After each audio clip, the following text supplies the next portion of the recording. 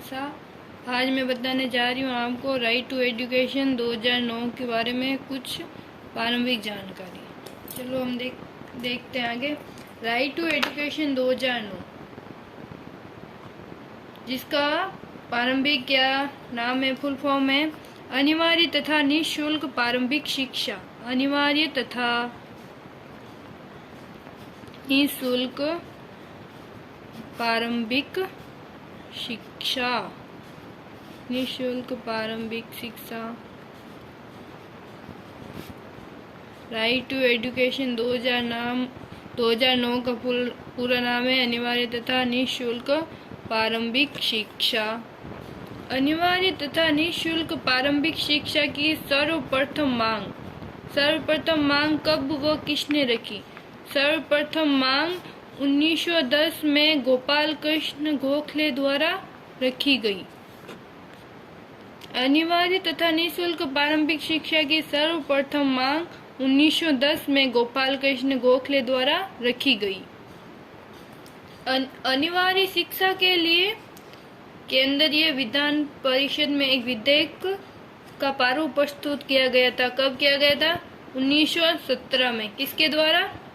विट्ठल भाई पटेल द्वारा। विट्ठल भाई पटेल द्वारा 1917 के अंदर केंद्रीय विधान परिषद में अनिवार्य शिक्षा के लिए एक प्रारूप प्रस्तुत किया गया था। लड़कों के लिए सर्वप्रथम अनिवार्य शिक्षा कहाँ लागू की गई? लड़कों के लिए सर्वप्रथम अनिवार्य शिक्षा लागू की गई बड़ौदा रियासत के अंदर। बड़ौदा रियासत में सर्वप्रथम लड़कों के लिए अनिवार्य शिक्षा लागू की गई। आगे है बेसिक शिक्षा योजना। बेसिक शिक्षा योजना किसके द्वारा व कब लाई गई? बेसिक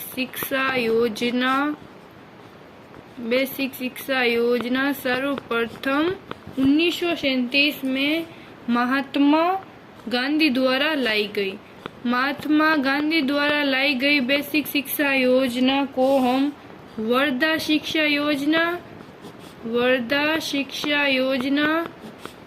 तथा नई तालीम भी कहते हैं। नई तालीम। बेसिक शिक्षा योजना 1937 महात्मा गांधी द्वारा लाई गई, जिसे हम वर्धा शिक्षा योजना व नई तालीम भी कहते हैं। इसके अंतर्गत क्या प्रावधान किया गया? 7 से 11 वर्ष के बच्चों को अनिवार्य व निःशुल्क शिक्षा देना व शिक्षा उनकी मातृभाषा के अंतर्गत देना। मातृभाषा के अंतर्गत शिक्षा देने से बच्चों को शिक्षा का जो भी अवसर है, शिक्षा के बारे में उनकी क्या प्रोसेस है, किस प्रकार का है, वो सब समझ में आएगा तथा शिक्षा को अनिवार्य रूप से निःशुल्क तरीके से उनको प्रदान किया जाए। शिक्षा जो कि पहले की सूची का विषय था, राज्य सूची का विषय था। शिक्षा जो कि पहले राज्य सूची का विषय था, इसको राज्य सूची से हटाकर 42वें अमेंडमेंट या 42वें संविधान संशोधन 1976 द्वारा किसमें जोड़ा गया? समवर्ती सूची के अंतर्गत जोड़ा गया। शिक्षा जो कि पहले राज्य सूची का विषय था, उसे 42वां संविधान संशोधन 1976 के अंतर्गत समवर्ती सूची के अंतर्गत जोड़ा गया।